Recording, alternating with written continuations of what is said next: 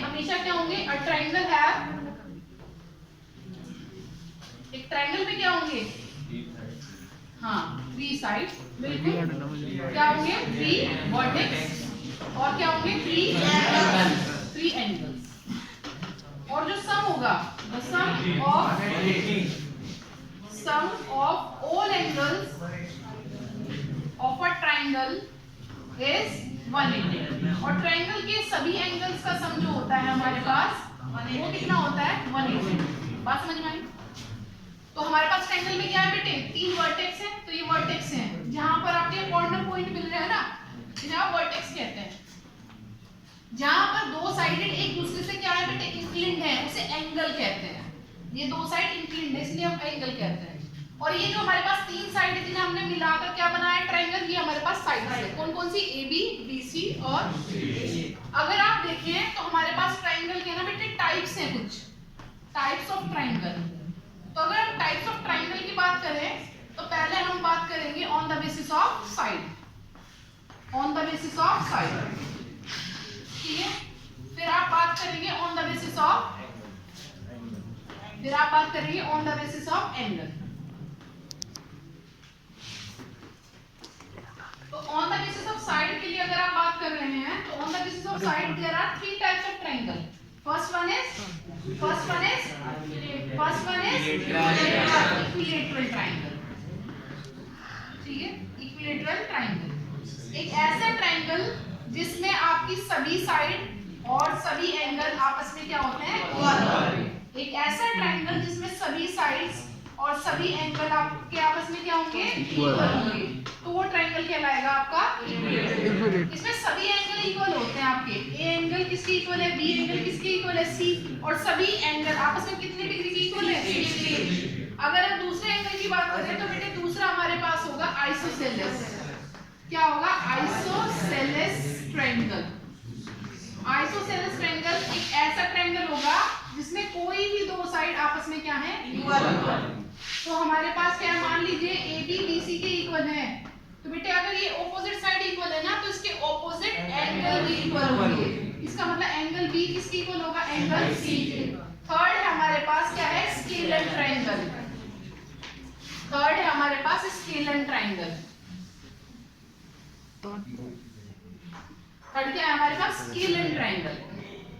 तो scalar triangle का मतलब एक ऐसा ट्रायंगल जिसमें कोई भी साइड आपस में क्या ना हो, इक्वल ना हो, तो वो हमारे पास कैसा ट्रायंगल कहलाएगा, स्केलर। जैसे मान लीजिए ये एबीसी ट्रायंगल है, तो यहाँ पर AB is not equals to BC is not equals to AC। बात समझ में आई?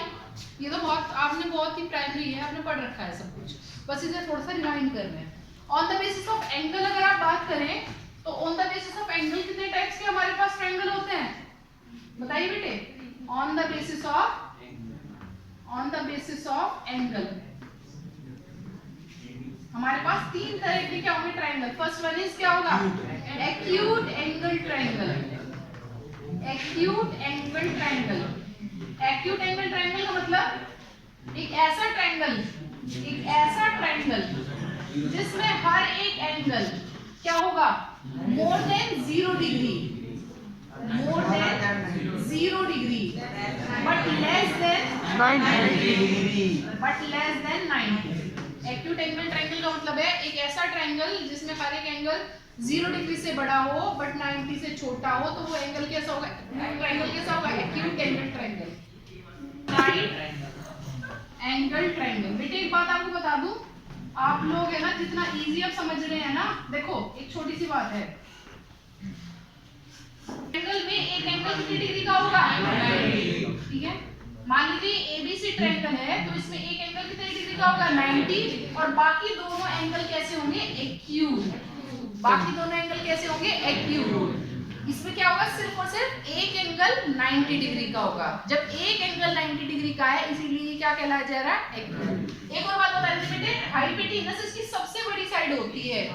क्यों है, क्योंकि यहाँ पर सबसे बड़ा एंगल कौन सा है, 90 डिग्री का है, या और भी कोई हो सकता है। राइट एंगल ट्रायंगल में और भी कोई एंगल बड़ा हो सकता है। आपने पढ़ा भी होगा कि जो ये AC है ना बेटे, ये AC साइड सबसे बड़ी होगी क्योंकि जिस एंगल के सामने वाला, जितना बड़ा एंगल उसके सामने वाली साइड भी उतनी ही बड़ी होती है। इसका मतलब AC जो है वो आपका बड़ा होगा किससे, AB से, और AC जो है वो बड़ा होगा किससे, BC से। बात समझ में आ रही है? चलिए इनका यूज होगा हम बताएंगे। थर्ड, फिर हमारे पास क्या था बेटे, ऑब्ट्यूज एंगल ट्राइंगल। क्या है? ऑब्ट्यूज एंगल ट्राइंगल, एक ऐसा ट्राइंगल जिसमें एक एंगल क्या होगा आपके पास, 90 से बड़ा और 180 से छोटा। A triangle in which one angle is more than 90। आपके पास एक एंगल क्या होगा, more than 90 but less than 180। जैसे मान लीजिए 105 है, तो ये कैसा ट्राइंगल होगा, एक ऑब्ट्यूज एंगल ट्राइंगल। ये बहुत छोटी छोटी बातें जो आपने पढ़ रखी हैं। अब हम अपने चैप्टर से रिलेट करके पढ़ते हैं, क्योंकि हमारे चैप्टर का कुछ नहीं था, बस हमने एक बार इसका रिवीजन किया है। चलिए हम पढ़ने जा रहे हैं थेल्स थ्योरम, जिसे आप बेसिक प्रोपोर्शनलिटी थ्योरम भी बोलते हैं, और इसका दूसरा नाम क्या है, बीपीटी। जब एग्जाम में आएगी वो या तो आपसे कहेगा बेसिक प्रोपोर्शनलिटी थ्योरम दो, या फिर जो मैं लिखने जा रही हूँ वो क्या लिख के देगा आपको, in a triangle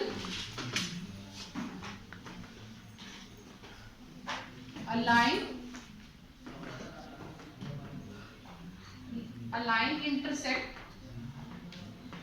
the other two sides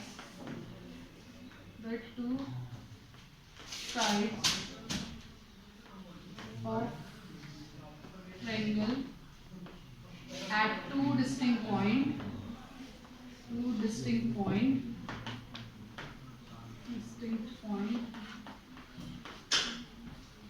which is parallel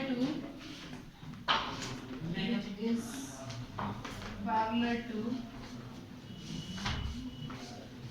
third side of triangle, then prove that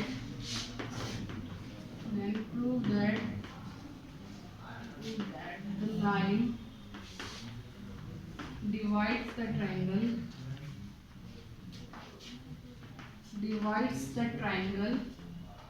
in equal ratio. बेटे आपके ना या तो लिख के आएगा आपको क्वेश्चन पेपर में कि write down basic proportionality theorem, पर इसके भी ऐसा लिख के आने के भी चांस सिर्फ 1% है।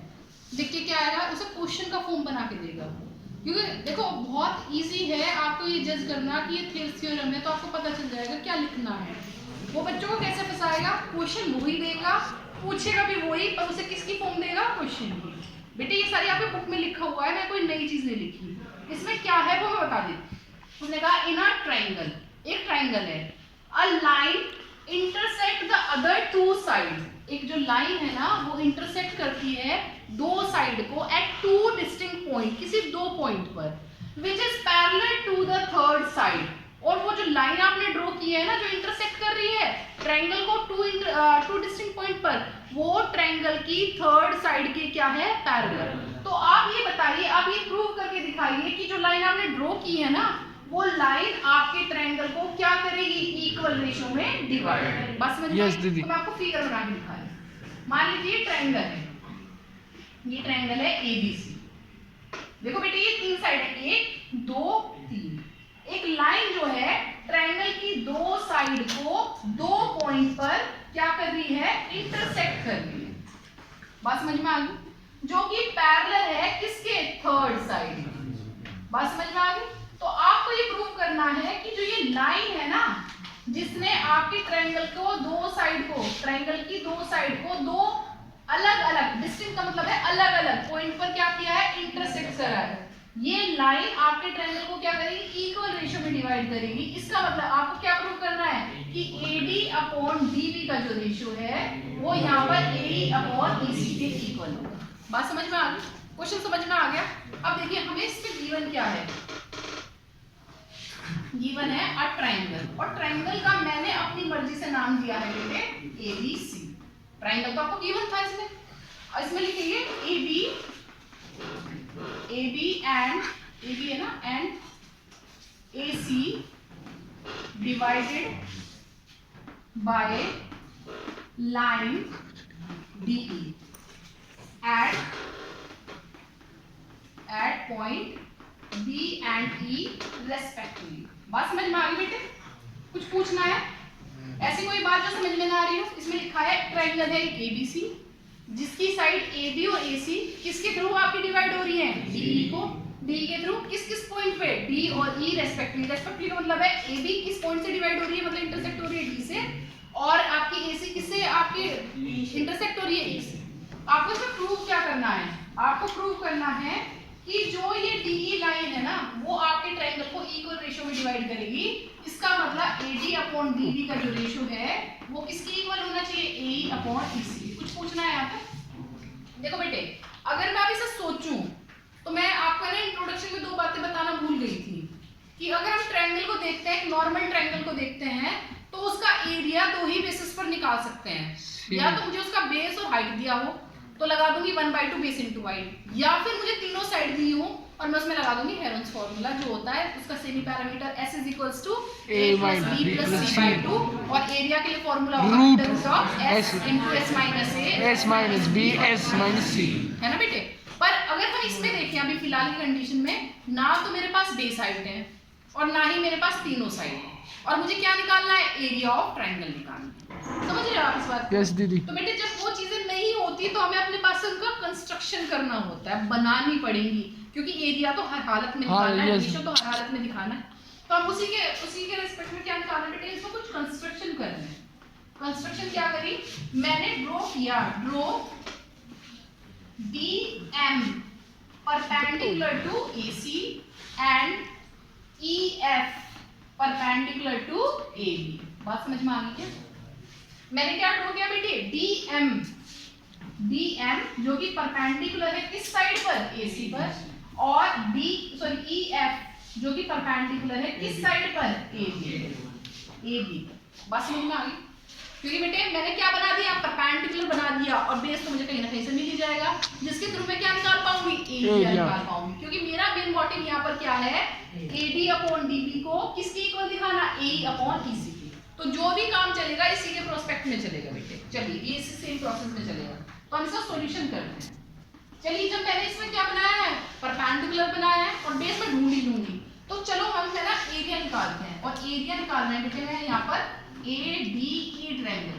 कौन से ट्रायंगल का एरिया निकाल रहे हो? ADE ट्रायंगल का। इसका मतलब है AR मतलब एरिया। तो एरिया के लिए फॉर्मूला क्या होगा? 1/2 बेस इनटू हाइट। अब देखिए सुनिएगा बेटे, जब मैं ADE का आपका क्या निकाल रही हूँ? एरिया निकाल रही हूँ, तो मैं फॉर्मूला लगाऊंगी 1/2 बेस हो गया मेरे पास AD और हाइट होगी मेरे पास EF। कुछ प्रॉब्लम है तो बताइए। तो बेटे देखो, अगर आप सोचें, थोड़ा ध्यान दें, तो मैं अगर B को मिला रही हूं E से, B को मैंने किससे मिला दिया? E से, तो क्या एक नया ट्रायंगल बन जाएगा DBE। दूसरी जगह मैं बेटे D को मिला रही हूं C से, तो क्या दूसरा ट्रायंगल बन जाएगा DEC। एक दिन मैंने आपको एक बात समझाई थी कि बेटे ट्रायंगल कोई भी हो जो जिसका आप बेस लेते हैं हमेशा एरिया उसी का निकाला जाता है। याद है उस क्लास में बैठे थे, मैंने आपको बताया था ऑब्ट्यूज ट्रायंगल का एक एग्जांपल लेकर, और उसमें आपको बताया था कि जिसका भी आप एरिया लेंगे हमेशा उसी ट्रायंगल का एरिया निकलेगा, भले ही परपेंडिकुलर डिस्टेंस आपकी कहीं पर भी क्यों ना बन रही है ना बेटे। चलिए तो हम क्या निकालें? इसी के साथ साथ बेटे मैं एरिया निकालना चाहती हूँ, इसी के साथ साथ एरिया ऑफ DBE। किसका एरिया? DBE का। तो DBE का एरिया भी क्या होगा? 1/2 बेस इनटू हाइट। तो DBE का एरिया भी क्या हो जाएगा? 1/2 बेस हो जाएगा। बेटे कौन सा दिया आपने एरिया? DBE। तो बेस यहाँ पर क्या बना? DB, पर यहाँ पर जो पूरी साइड पर परपेंडिकुलर था वो था EF। कुछ कहना चाह रहे हो? जिसे उस दिन वाली में थ्योरी याद आई होगी ऑब्ट्यूज वाली, उसके समझ में आ गया होगा। बाकी ये सोच रहे होंगे कि इसका परपेंडिकुलर ड्रॉ कैसे किया। बात समझ में आ गई? Area of ADE upon area of DBE। तो यहाँ क्या बनेगा हमारे पास? एरिया ऑफ DBE क्या बनेगा? देखिए 1/2 से 1/2 कैंसिल, EF से EF कैंसिल, तो क्या बनेगा? AD अपॉन DB, और ये बन जाएगी आपकी इक्वेशन 1। कुछ कहना है? देखो हमने क्या करा, इस तरीके से एक साइड को कवर करा। कौन सी साइड को कवर किया? AB को। हम चाहे तो बिल्कुल सेम अप्लाई कर सकते हैं किसके लिए, एसी के लिए। पर मैंने आपको बताया था कि अगर मैथमेटिक्स में आपको सेम टर्म लिखनी होती है तो बेटे बार बार रिपीट नहीं करते, किससे लिखते हैं, सिमिलरली। अगर आपको पूछना हो तो बता दूंगी कैसे लिखा। यहाँ लिखो सिमिलरली। सिमिलरली से क्या करेंगे, देखो बेटे मैं एरिया निकालूंगी दोबारा से किसका, एडीई का, तो क्या निकलेगा 1/2 बेस इनटू हाइट। इस बार बेस क्या लिया जाएगा, एई, और हाइट क्या ली जाएगी आपकी, डी एम, है ना। तो यहाँ हमारे पास रेशियो क्या बनेगा बताइए, 1/2 बेस एई और हाइट डी एम। उसी तरीके से मैं एरिया निकालूंगी किसका, डीईसी का, तो क्या बनेगा 1/2 बेस का मतलब ईसी, और हाइट क्या बनेगी आपके पास, डीएम। 1/2 से 1/2 कैंसिल, डीएम से डीएम कैंसिल, तो क्या बनेगा एई अपॉन एसी, एई अपॉन ईसी। कुछ देखो हमारी इक्वेशन नंबर 2 तक आपको समझ में आ गया, पर बेटे इक्वेशन नंबर 2 पर आकर भी यहाँ फंस गए हम। क्यों, क्योंकि मेरा मोटिव यहाँ है एडी अपॉन डीबी को किसके इक्वल दिखाना, एई अपॉन ईसी के इक्वल दिखाना, पर ऐसा कुछ आ नहीं रहा। यहाँ पर आए हैं एडी अपॉन डीबी और आए हैं एई अपॉन ईसी, पर यहाँ एडी अपॉन डीबी किसके इक्वल है, area of AD upon DB. यहाँ एई अपॉन ईसी किसके इक्वल है, area of AD upon DC. जबकि मुझे ऐसा कुछ चाहिए ही नहीं था, मुझे तो यहाँ सिंपल टर्म्स क्या चाहिए थी, एडी अपॉन डीबी किसके इक्वल होना चाहिए था, ए अपॉन ईसी। तो बेटे थोड़ा 9th के लिए सोचते हैं, विचार करते हैं। 9th में आपको याद होगा मैंने एक चीज पढ़ी थी, याद है आपको, कि जो ट्रायंगल आपके same base between the same parallels होते हैं उनका एरिया हमेशा सेम होता है। ये पढ़ा था ना आपने। तो अगर आप ध्यान से देखें, मेरे पास एक ट्रायंगल बना हुआ है डीबीई, दिख रहा है, और मेरे पास एक ट्रायंगल बना हुआ है डीईसी, और मैंने पहले आपको क्लियर कर दिया था स्टार्टिंग में कि डीई किसके इक्वल है, सॉरी पैरेलल है बीसी की, ये लिखा हो गया। तो यहाँ पर दोनों ट्रायंगल किस पर है, सेम बेस पर है और बिटवीन द सेम पैरेलल्स है, तो जनरल सी बात है इन दोनों के एरिया आपस में क्या होगा, इक्वल। आप लिखेंगे area of DBE is equals to area of C, because both the triangles lying on same base, same parallel, on same base and same parallel, same parallels, between same parallels। इसीलिए इनके ये दोनों के area भी आपस में क्या होंगे बेटे, इक्वल होंगे। ये बात समझ में आ गई। देखो बेटे बिल्कुल ध्यान से देख लो। अच्छा एक बात बताना बेटे, मान लो मेरे पास 2 रुपए हैं और किसी दूसरे के पास भी 2 रुपए हैं, समझना, तो क्या इनका रेसिप्रोकल भी बराबर होगा, हाँ जी है भाई। मान लो मेरे पास भी 2 रुपए हैं और इस विशाल के पास भी 2 रुपए हैं, तो क्या हमारा रेसिप्रोकल भी बराबर होगा, पक्का। तो बेटे अगर ये दोनों के एरिया इक्वल है, क्या इनके रेसिप्रोकल के एरिया भी आपस में इक्वल होंगे, हाँ या ना। देखो बेटे वैसे तो मैं यही खत्म कर सकती थी, पर मुझे एक बात मतलब क्लियर करनी है, बाद में जब मैं कोई दोबारा कराऊंगी जब शॉर्ट में करा दूंगी। मैंने इसे लिखा एरिया इक्वल है तो इनके रेसिप्रोकल भी इक्वल होंगे, आपने खुद कहा मुझे। तो अब अगर ध्यान से देखें, इसे ध्यान से देखें और इक्वेशन नंबर 1 को ध्यान से देखें, फिर आप इक्वेशन नंबर 2 को ध्यान से देखें, तो आप यहाँ एक बात पाएंगे कि इक्वेशन नंबर 1 और इक्वेशन नंबर 2 के जो डिनोमिनेटर्स हैं वो हमारे पास लिखे हुए हैं। यहाँ डिफरेंस किसका है, जो इक्वेशन नंबर 1 में आपका न्यूमरेटर है और इक्वेशन नंबर 2 में जो आपका न्यूमरेटर है वो आपस में इक्वल है। तो क्यों ना इन्हें इक्वल बनाने के लिए आप मल्टीप्लाई कर दें, multiply by area of ADE on both sides. बताइए कुछ गलत लिखा, समझ में ना आ रहा है, ये बताइए, क्या बात समझ में आ गई। इसे कहा यहाँ लिख दूं क्या बेटे, यहाँ लिख दूं क्या ना। इसका मतलब जब मैंने एरिया ऑफ एडीई से मल्टीप्लाई की है कहां पर, इक्वेशन नंबर ए में, equation number both side in equation A मान लो, इक्वेशन ए में, तो क्या आ जाएगा हमारे पास, area of ADE upon area of DBE is equals to area of ADE upon area of DEC, और जो कि मेरे पास इक्वेशन नंबर 1 और इक्वेशन नंबर 2 के क्या है, लेफ्ट हैंड साइड्स है। समझना इस बात को बेटे। एरिया ऑफ एडीई यहाँ किसके इक्वल है, area of ADE upon DEC के। इसका मतलब ये दोनों इक्वल है। पर अगर आप इक्वेशन नंबर 1 से देखें तो area of ADE upon DBE की वैल्यू क्या थी? AD upon AD upon DB। इसका मतलब क्या होगा कि AD अपॉन DB किसके इक्वल हो जाएंगे? A A upon upon EC। EC के। आप लिख भी सकते हैं from equation number first, second, third, otherwise आप डायरेक्ट भी लिख सकते हैं, Hence proof. है ना। तो ये क्या आ जाएगा? Area of ADE upon DB किसकी इक्वल था बेटे? AD अपॉन DB के, तो उसकी वैल्यू रख दी। एरिया ऑफ आपके पास ADE अपॉन DEC किसकी इक्वल था? AE अपॉन EC के, तो उसकी वैल्यू रख दी। और आपको ये प्रूव करना था, हेंस प्रूव। हाँ